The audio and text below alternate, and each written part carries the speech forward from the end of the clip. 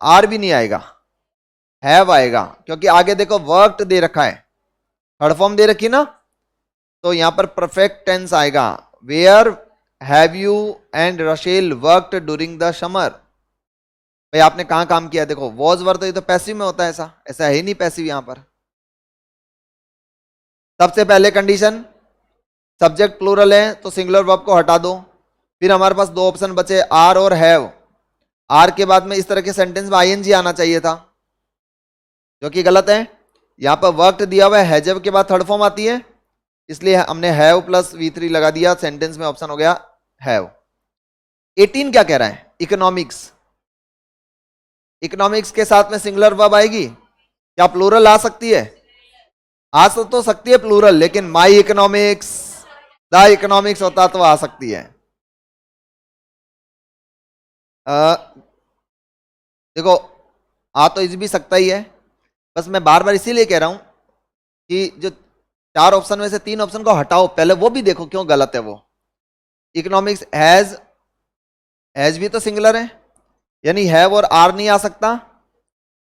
और इकोनॉमिक्स जो है हैज के बाद में क्या होता, जब या तो होता कोई चीज पजेश रखने के सेंस में हो, या हैज के बाद में थर्ड फॉर्म आती है, क्या इसमें है क्या, नहीं है, तो इसका मतलब इज आएगा।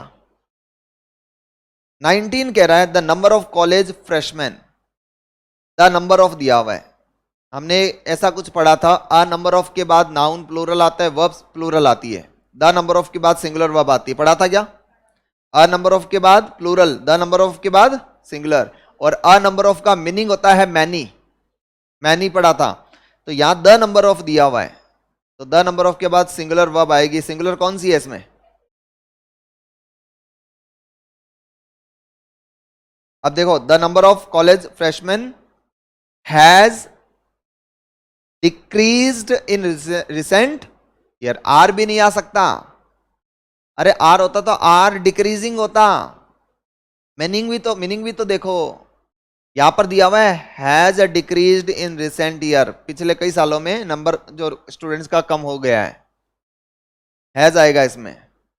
द नंबर ऑफ है तो सिंगुलर वर्ब होगी, और सिंगुलर वर्ब हमारे पास दो ही है इसमें, हैज और इज आ नहीं सकता, इज होता तो आईएनजी आता। अब ये तो कॉमन सी चीज है, जल्दबाजी करनी नहीं है, सेंटेंस को समझो।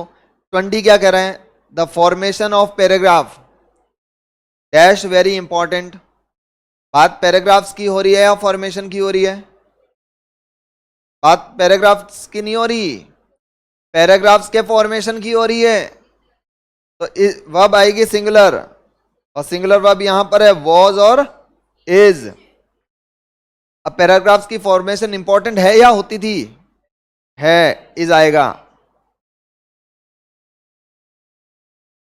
क्वेश्चन नंबर 21 मैं बता नहीं सकता, 21 जो है ना मुझे नहीं आता, अरे आंसर दे रखा है इसमें, बाय मिस्टेक ये आंसर इसमें आ गया, छोड़ो इसको।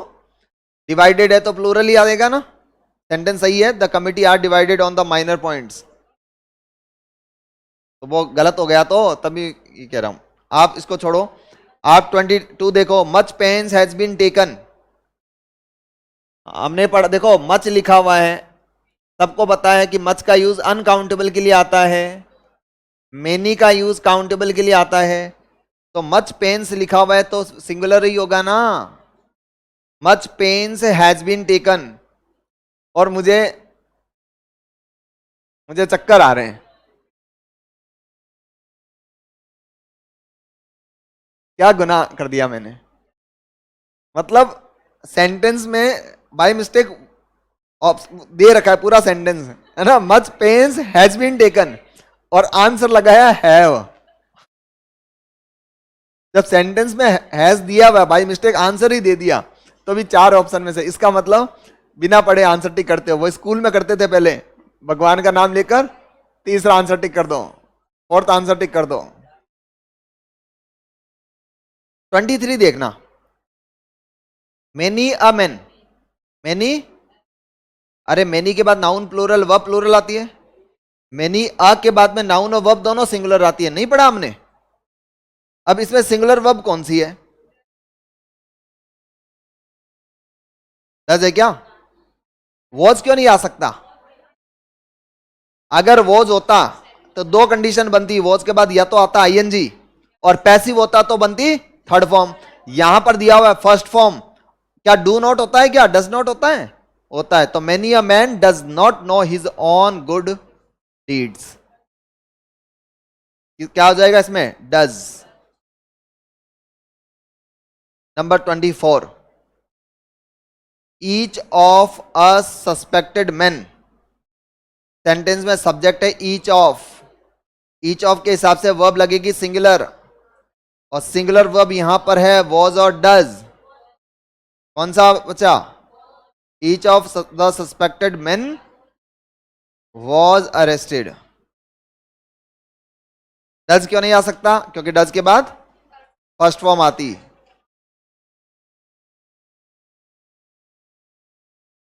25 क्या कह रहा है? विच sentence is correct, which sentence is correct. एक चीज है, जैसे जो कॉन्सेप्ट है वो एक्सप्लेन में कर सकता हूं, समझा मैं सकता हूं, उसको याद रखने का काम तो आपका रहेगा ना। अभी जैसे बात हुई कि द नंबर ऑफ और अ नंबर ऑफ, पढ़ते वक्त आपने याद रखा, समझा, अब इसको पढ़ो, दोबारा रिवाइज करोगे तो याद रहेगा। वैसे ही इसमें दिया हुआ है, देखो एक बार इसको भूल जाओ, पहले उसको रिवाइज कर लो। हमने पढ़ा कि अ नंबर ऑफ के बाद वर्ब आती है प्लूरल, बहुवचन, और द नंबर ऑफ के बाद वर्ब आती है सिंगुलर, और दोनों के बाद में नाउन तो प्लूरल आता है ना। तो अब क्या हुआ देखो, the number of students have increased, first sentence गलत है क्या? ठीक है। सेकंड क्या कहता है? The number of students has increase, the number of दिया हुआ है, नाउन स्टूडेंट्स प्लूरल है और वर्ब जो है सिंगुलर, ये सेंटेंस सही है ना। लेकिन एक बार थर्ड सेंटेंस भी देख लो, द नंबर ऑफ स्टूडेंट दिया हुआ है, स्टूडेंट्स होगा इसलिए गलत है, और फोर्थ दिया हुआ है द नंबर ऑफ स्टूडेंट, ये भी रॉन्ग हुआ। करेक्ट आंसर हमारा क्या हुआ? बी हुआ। नंबर्स दिया हुआ है वो भी गलत है, थर्ड गलत है ना, नंबर्स भी दिया हुआ है। और 26 क्या कहता है? देयर इज मेनी रीजंस, अरे देयर इज मेनी रीजंस या देयर आर मेनी रीजंस? तो second, there are many reasons for his failure, second सही लग रहा है। एक बार थर्ड भी देख लेते हैं, देयर आर मेनी रीजन, अरे रीजन थोड़ी होगा, फिर रीजंस होगा, मैनी दिया हुआ तो रीजंस होगा, तो ये भी रॉन्ग हुआ। और there is many reason for his failure, ये भी रॉन्ग हुआ। करेक्ट आंसर कौन सा हुआ हमारा? बी हुआ। नंबर 27, नाइदर नॉर में कॉन्सेप्ट क्या है? कि नाइदर नॉर में जो वर्ब होती है वो बाद वाले सब्जेक्ट के अकॉर्डिंग। तो देखो फर्स्ट में क्या दिया हुआ है कि neither the dog nor the cat, cat के बाद में दिया हुआ है हैव, तो वर्ब कैट के अकॉर्डिंग लगेगी, हैव नहीं आ सकती, क्या आएगी? हैज। फिर आया neither the dog nor the cat has been fed, second सही लग रहा है। लेकिन आपको चारों ऑप्शन देखने हैं, neither the dog nor the cats has, अरे थर्ड सेंटेंस में कैट्स दिया हुआ है तो कैट्स के हिसाब से हैव होना था, जबकि हैज दिया हुआ है तो रॉन्ग हुआ। और फोर्थ में कह रहा है neither the dog nor the cats have, सही है क्या? Neither the dog nor the cats have been fed, ये भी सही है। तो इसके अंदर दो ऑप्शन हमारे करेक्ट हुए हैं, कौन कौन सा? बी और डी। इसीलिए हाँ, अब ऐसे सिचुएशन जब आती, इसके अंदर नीचे वो चार ऑप्शन आते हैं, A and B, A and D, A and C, ऐसे मेरी मर्जी। इसीलिए तो एक्सप्लेन कर रहा हूं, तो आपको पता होना चाहिए, मैंने इसीलिए तो बोला ना चारों ऑप्शन देखो, वरना एक ऑप्शन टिक लगा के अपन निकल सकते हैं। 28 देखो, the jury have given their verdict, अरे जूरी किस टाइप का नाउन है? Collective noun, name of group पढ़ा था। इसमें क्या होता है, कि अगर उसका यूज यूनाइटेड सेंस में हो, सब लोग अगर एक चीज के लिए अग्री हो रहे हो, सब एज ए यूनिट काम कर रहे हो, तो वर्ब लगेगी सिंगुलर। और सब अगर अलग अलग हो, डिवाइडेड सेंस हो, तो वर्ब लगेगी प्लूरल। अगर मैंने लिखा the jury has given their verdict, अरे देयर लिखा हुआ है THEIR, तो देयर जो है प्लूरल के लिए आता है और इट्स आता है सिंगुलर के लिए, पढ़ा हमने। तो देयर से पता चल रहा है कि हैव गिवन सही है क्या? The jury have given their verdict, अरे जूरी को प्लूरल माना है तभी तो पीछे उधर देयर लिखा हुआ है और वर्ब लगा रखी। सेंटेंस नंबर 1 करेक्ट, दो ऑप्शन सही हो सकते हैं, ध्यान रखना सीखने के लिए। एक क्वेश्चन देखो, नेक्स्ट दे रहा है the jury has given their verdict, अरे हैज और देयर का पेयर बनेगा? नहीं बनेगा, ऑप्शन बी रॉन्ग हुआ। Number C, the jury have given its verdict, ये भी गलत है। और jury has given its verdict, तो कौन कौन सा ऑप्शन सही है? ए और डी। नेक्स्ट देखो, choose the correct form, a pair of shoes are on the table. याद करो, हमने एक सेंटेंस पढ़ा था सीजर्स वाला, a pair of scissors singular verb और सीजर्स के साथ प्लूरल। तो इसमें a pair of shoes are दे रखा है जो कि रॉन्ग हो गया। A pair of shoes is on the table, क्या बी सही हो सकता है? Okay, a pair of shoes are on the table ये भी रॉन्ग है, और pair of shoes is on the table, अरे ये तो हाँ सेम ही है ना। नहीं, इसमें शू दिया हुआ है इसलिए रॉन्ग हुआ। ऑप्शन कौन सा भी, कौन सा करेक्ट है? बी। नंबर 31,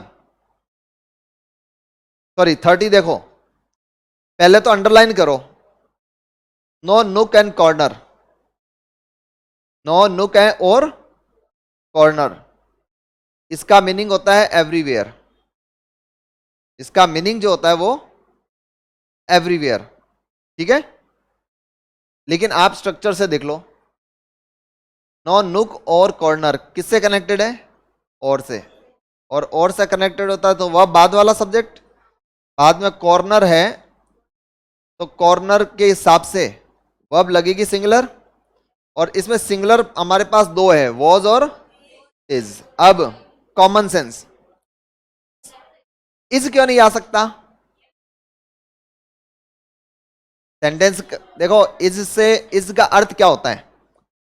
इज का मीनिंग होता है जो काम रेगुलर होता है। तो सिंपल सी बात है, इसमें कुछ ऐसा ही सेंस बन रहा है ना कि कोई चीज खो गई होगी, उसे ढूंढने के लिए हर जगह एक बार चेक की गई है। तो ऐसा थोड़ी है कि काम डेली किया जा रहा है, कोई कार्य एक बार पास्ट में हुआ है तो सेंटेंस आएगा पास्ट में, तो क्या लगा? वॉज। कोई ऐसा क्लास में है जो अभी हमने 20 क्वेश्चंस किए, 20 में से 3-4 सही हुए हैं, बाकी गलत हुए हैं। और ऐसे जिनके 3-4 गलत हुए हैं बाकी सही हुए हैं, आप सही ट्रैक पे हो। 70% क्वेश्चन अगर अबव सही हो रहे हैं ना, तो आप एकदम राइट। एक दो गलत होंगे, अपन सोचें कि एक बार कोई टॉपिक पढ़ लिया और सारे क्वेश्चन करेक्ट होने लग जाएं, फिर अगले बैच में फिर आप लोग ही आ जाओगे। आगे कोई बैच होगा यहाँ पढ़ाने के लिए, फिर इतना एक बार पढ़ते ही सब कुछ समझ में आ जाए, फिर मेरी कहाँ जरूरत होगी। आप आ जाओगे, चेतन सर को रहने दो, हम पढ़ा देंगे।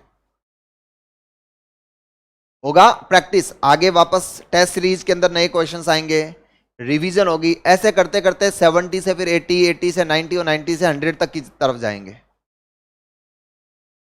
क्या आगे करने चाहिए हमें?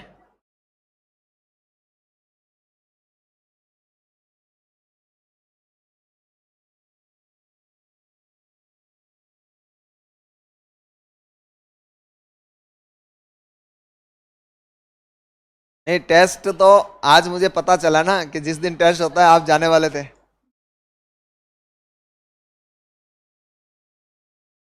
हम्म।